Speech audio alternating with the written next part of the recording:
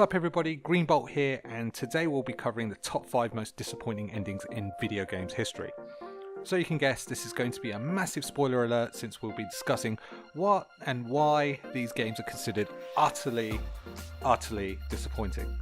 Please note, this is my opinion based on how I look back on it when I was playing these games, so give it a few years and it's probably going to be quite skewed, but I'm pretty sure they're kind of shit. So that being said, let's jump straight into number 5.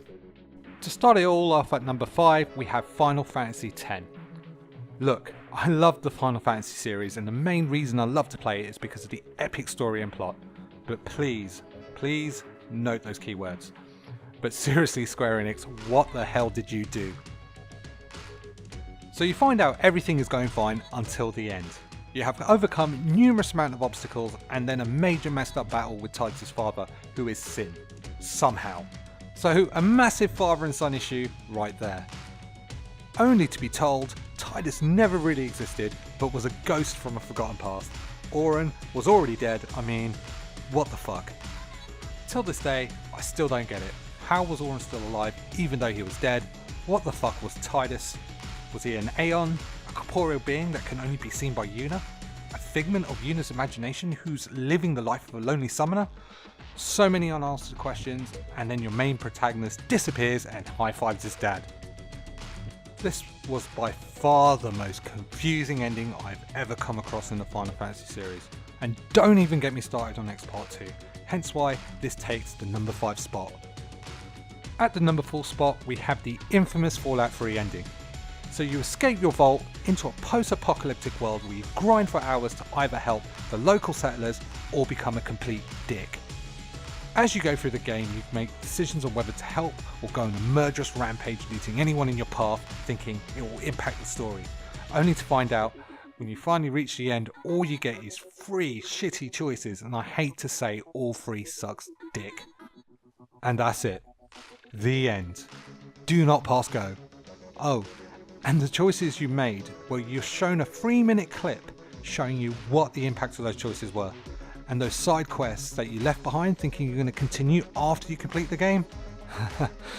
No, that's it. That's all she wrote. Thank fuck for Fallout 4. So moving on to number 3, we have Halo 3.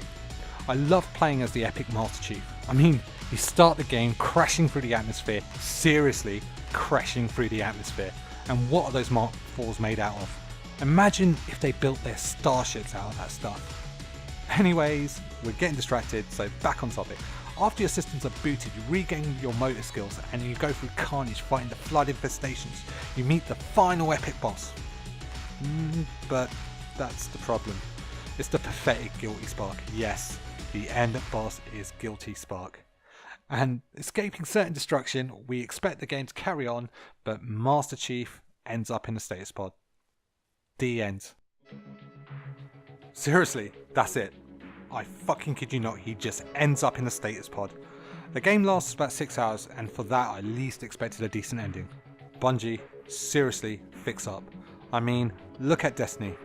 But let's not go there just yet. We'll save that for another top 5. At the number 2 spot, we have Fable. The creator behind Fable was Peter Molyneux, who was renowned for overpromising gameplay mechanics, and this has become semi-kinda legendary within the gaming community. Remember when he said you are able to knock off an acorn from a tree and then over time slowly watch it grow into a tree of its own, and you're like, that's brilliant, take my money. But it couldn't be that he lied, right? Yup, he lied through his fucking teeth. Okay, so you start the game as a kid in a nice little village where everything is peaceful. And then you guessed it, it goes tits up. You're thrown into anarchy, your parents are murdered, and then you're forced to join the Heroes Guild. As you progress further in the story, you do get to make choices between good and evil acts. No, okay, I'm not going to lie to you. Your choices mean jack shit. It really doesn't affect the outcome of this game. And then you learn your dead parents were alive, only to be killed once again in front of you. How tragic. But get this, in the end you only have 2 choices. Destroy the sword that everyone's after, or kill your sister. I know, brutal as it sounds, it's one of 2 options. By the way, it's not even that great of a sword as I remember it. I personally felt maybe you should have just taken a sword, nudged your sister out of the way because it's right fucking in front of you. I mean, it's right in front of you. Take the damn sword. There wasn't an explanation as to why you had to kill her. Fuck. So before we move on to the number 1 spot, here are some honorary mentions. Dark Souls.